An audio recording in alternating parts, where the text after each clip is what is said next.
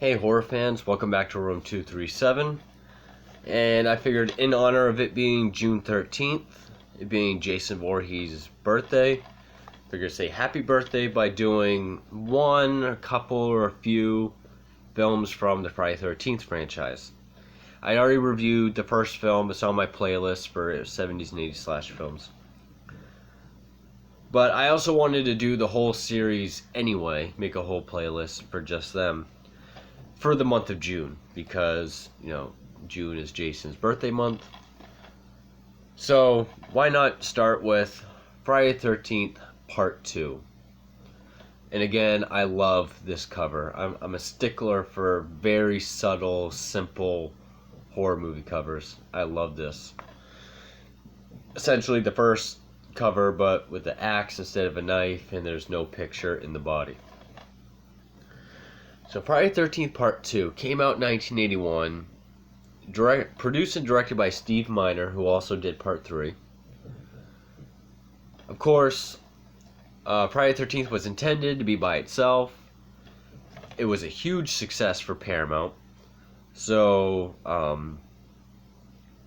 one of the executives, Frank Mancuso, decided, well, we have to do a sequel. And they thought, how can we do a sequel? The killer got her head cut off. So someone suggested Jason. They're like, well, Jason drowned. They're like, yeah, but he jumped out of the water at the end of the first one. Like, that was a dream sequence. They're like, whatever, just make it happen. No one will question it. And that's one of the many things why Friday the 13th is one of the most confusing horror franchises ever. Because it's like, well, it raises the questions, did he really drown as a boy? Did he wash up on the other end of the lake and live out in the woods, and his mother never looked for him or found him? Did he come back? Did he see his mother get beheaded? Who the fuck knows? You're just supposed to take it as just because. But there's other things about Friday the 13th, like the timeline, which is just a video in and of itself. The logic behind the series, especially in Part 8, which I'll get to. So Part 3 takes place 5 years after the first one. Opens up with Alice, played by Adrienne King, the survivor of the first one, trying to cope with the trauma and the nightmares from the events of the first film. We see Jason, who's very different in this than in other ones. He puts his mother's head in her fridge and then drives an ice pick through her temple. Then 2 months later, we get our main setting. And what I mean by Jason is the most human is because, well, this is one of the more forgotten sequels. A lot of people forget about this one because he doesn't wear like the coveralls or the jumpsuit, the all black or all blue or all green, whatever color it is or whatever sequel you're watching. He wears a flannel shirt, overalls. He doesn't have his hockey mask in this one. This is pre-hockey mask. He wears that canvas bag with the one eye hole. Same with, I think this was the same year The Town That Dreaded Sundown came out. Maybe that's a little older. Where a guy wears a white bag over his head and shoots people, based on a true story. And the main event takes place at this neighboring camp counselor training camp. It's next door to Camp Crystal Lake. So it's like a couple months after Alice gets killed. There's like this couple week training program for all these to-be camp counselors. And, they're warned not to go to Camp Crystal Lake, now nicknamed Camp Blood. That's the forbidden place. Of course, Crazy Ralph, you're all doomed, comes back, but he doesn't last very long. Yeah, one of my favorite scenes is... Oh, I thought this had an insert with the picture. Guess not. Oh, it used to. I used to hang them up on my wall when I lived back home. I don't know what happened to them. The campfire scene where they're telling the legend of Jason, the urban legend. Great scene. Really sets the tone for Friday the 13th. Which is, he saw his mother get beheaded and came back from the grave to kill anyone that steps foot on his camp. Of course, this one girl wants to go see it, brings her boyfriend, and that sort of makes Jason want to go and start killing. At least that's what I get from it. Our heroine is played by Amy Steele, who plays Ginny. Amy Steele is a big fan favorite of the genre and the franchise. She was also in April Fool's Day.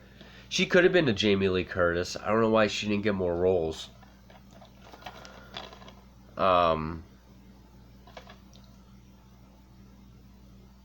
So yeah, one night it's sort of one of those movies where they're at a place where there's a bunch of people.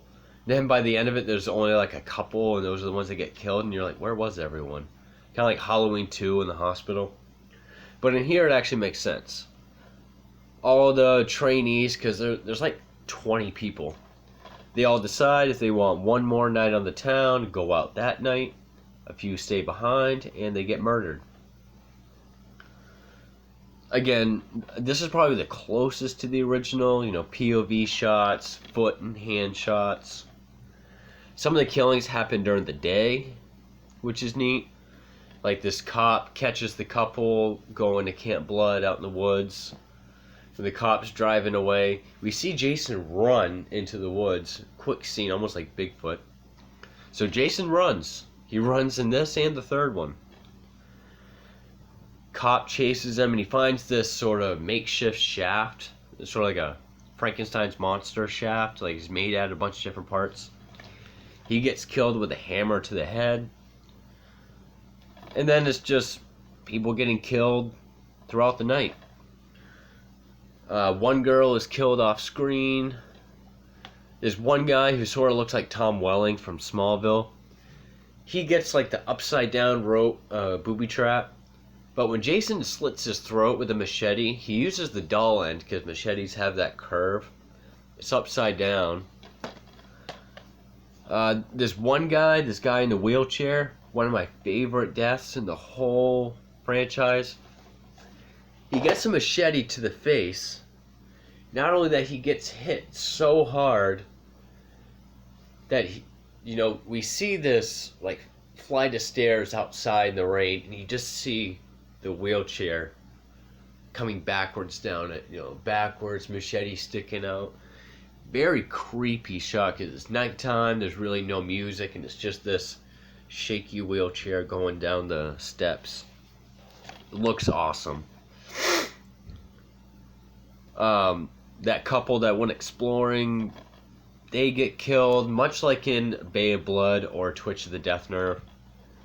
They're having sex, one's on top of the other one. Jason comes in with a spear, and then we see this underneath the bed, the spear go through.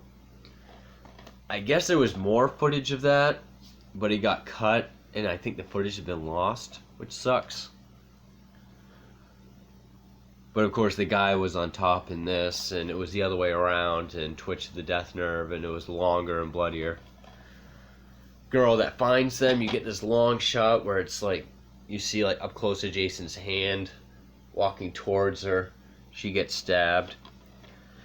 And basically the whole third act of the film is Ginny goes back. Of course the car won't start when she's there. And it's this long chase with Jason. Which Jason's also very clumsy in this. He's almost like Ghostface. He's always falling down, getting knocked down easily.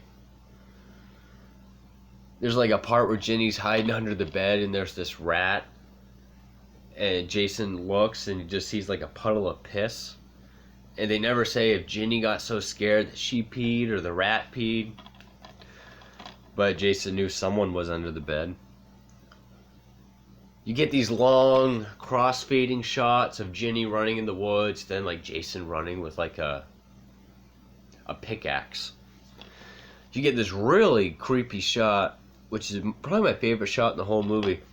Ginny finds the shack, and she walks in and she walks by a window, and you just see Jason in the background through the window running towards it. And I mean, I don't think there's any other Friday the 13th movie that really has a background running killer coming shot like that. I mean, that's almost straight out of Halloween. But she finds Jason's lair where he has his mother's head and her sweater, a bunch of candles. It's actually that scene. Which, I wonder how he got her sweater, because she was wearing it. He must have had to take it off of her.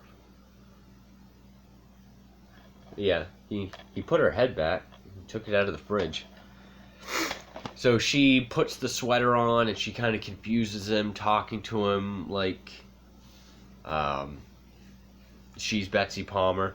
Which you get Betsy Palmer superimposed saying what Ginny's saying. So Betsy Palmer came back for that quick part, which is cool. You know, Betsy Palmer, may she rest in peace also. And then, of course, you get that great scene at the end. You know, Jason just gets a machete to the shoulder. I guess that kills him. Where they're back at the main cabin, and there's like a knock at the door, and it's the Shih Tzu named Muffin, which is implied that Jason killed the Shih Tzu or whatever fucking dog it is earlier in the film.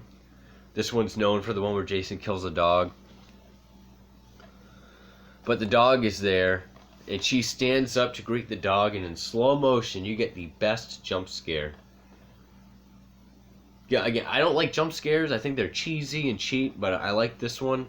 Saw it when I was a kid. I even like it better than the one at the end of the first one.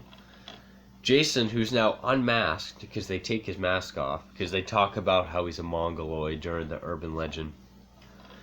I can't remember the name of the guy. It was like Steve. I'm not going to look it up. I can't remember the name of the guy that played in costume Jason. But makeup Jason without the mask was played by Warrington Gillette. And Jason looks really weird. He has really long blonde brown hair, except for like where the lump on his head is. Got this big beard and black teeth. Like, he looks normal on this side, but then on this side that's like the lumpy Quasimodo looking side. So he grabs her, but then she's fine. Ambulances are taken away, and she's like, "Where's Paul?" which is her love interest. No one knows where he went. It's never explained what happened to him. Even though there was a fight with him and Jason earlier in the film. That's what he looks like with the bag over his head.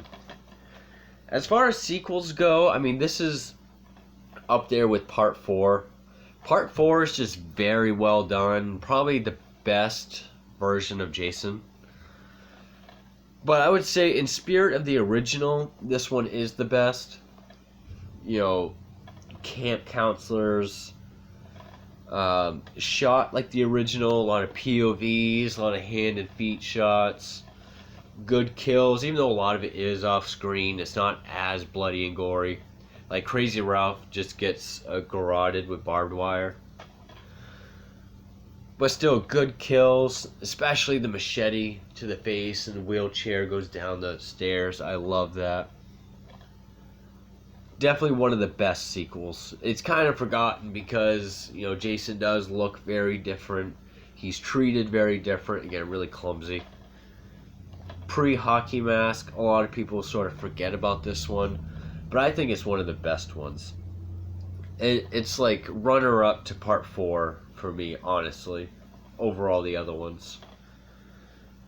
So yeah, I have a lot of time tonight where I'm going to be doing a lot of videos. I'm going to be watching some movies, making videos, so maybe I'll do like another review after each other review I do. I don't just want to sit here and go through one after another. But, you know, in honor of Jason's birthday, happy birthday. It's not Friday the 13th, but it is June 13th. So, Friday the 13th Part 2. Great sequel. Almost up there with Halloween 2, but not quite. So for Room 237, thank you.